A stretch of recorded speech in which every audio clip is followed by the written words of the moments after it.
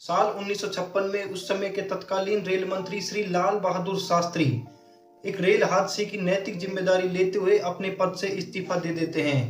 हालांकि प्रधानमंत्री जवाहरलाल नेहरू के द्वारा भी उनको ऐसा न करने के लिए आग्रह किया गया था, लेकिन फिर भी वो अपने फैसले से पीछे नहीं हटे। वहीं साल 2024 में दिल्ली में हुए शराब घोटाले के मामले में, जिसमें दिल्ली सरकार को लगभग 3000 करोड़ रुपए का नुकसान हुआ, उसके मामले में ईडी ने केजरीवाल जी को गिरफ्तार करके जेल भेजा, लेकिन उसके बावजूद भी उन्होंने अपने पद से इस्तीफा देने के लिए मना कर दिया। ये दोनों घटनाएं बताती हैं कि उस समय और आज के दौर में भारतीय राजनेताओं का स्तर कितना गिर चुका है। हालांकि ये नैतिक पतन प्रत्येक पार्टी लाइन में इन जनरल देखा जा सकता है, लेकिन केजरीवाल से अगर तुलना करें तो सब नीचे। सारी पार्टियों को भ्रष्ट बताते हुए भ्रष्टाचार से लड़ने के लिए ही केजरीवाल जी ने राजनीति में एंट्री की, लेकिन आज देख रहे हैं कि खुद केजरीवाल जी सहित उनके टॉप मिनिस्टर्स भ्रष्टाचार के आरोपों में ही जेल में बंद हैं। श्री केजरीवाल जी ने अपने शपथ पत्र में दावा किया था कि वो सरकारी आवास और लाल बत्ती की गाड़ी का इस्तेमाल नहीं करेंगे, लेकिन जैसे ही वो मुख्यमंत्री बने, सबसे पहले उन्होंने 2 5 बेडरूम बंगलोज की डिमांड की और बाद में उनके रेनोवेशन पर टैक्स पेयर्स का 53 करोड़ रुपए भी खर्च किए। Big story, no bungalow, no perks of office, no VVIP culture of Lal Batti and a huge cavalcade. Arvind Kejriwal has refused security. Not नेता जीत के आएंगे तो जो लोग जीत के आएंगे वो बड़े बंगले मिलेंगे। आप लोगों के इलाके से कोई आदमी जीता, वो आप लोगों के बीच में ही रहेगा, अपने मकान में रहता रहेगा, जहाँ रह रहा था वहीं रहेगा, उसको बड़ा बंगला नहीं रहेगा। दिल्ली के भगवान दास रोड पर बना ये डीडीए ऑफिसर कॉम्प्लेक्स में जो 2 डुप्लेक्स अरविंद केजरीवाल जो दिल्ली के मुख्यमंत्री हैं, जो उनको अलॉट किए गए हैं, वो है डुप्लेक्स नंबर 7/6 और 7/7।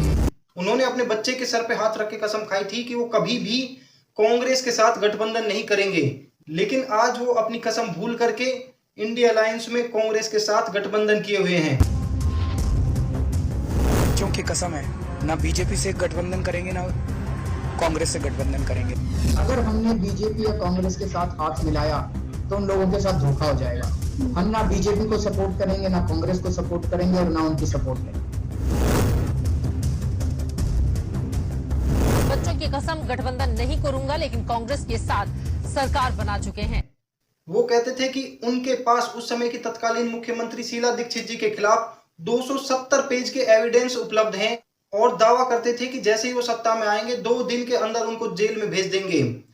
सत्ता में आए और सब कुछ भूल गए, सारे सबूत उनसे गायब हो गए, उल्टे बीजेपी से वो सबूत की मांग करने लगे।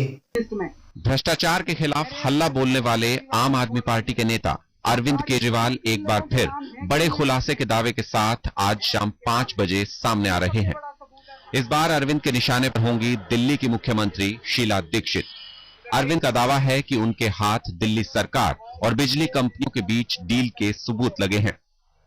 तो हम ये दिखाना चाहते हैं कि दिल्ली में किस तरह से बिजली के दाम जो बढ़े, जिसकी वजह से आज हर आदमी रो रहा है, पानी के दाम जो बढ़े, जो हर आदमी रो रहा है, वो इस वजह से बढ़े क्योंकि भ्रष्टाचार था, क्योंकि शीला दीक्षित और बिजली कंपनियों के बीच में सांठगांठ थी।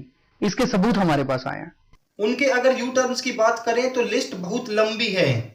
9 बार उन्होंने ईडी के समन्स को रिजेक्ट किया, जबकि वो खुद कहते थे कि प्रत्येक व्यक्ति को जांच एजेंसीज का साथ देना चाहिए।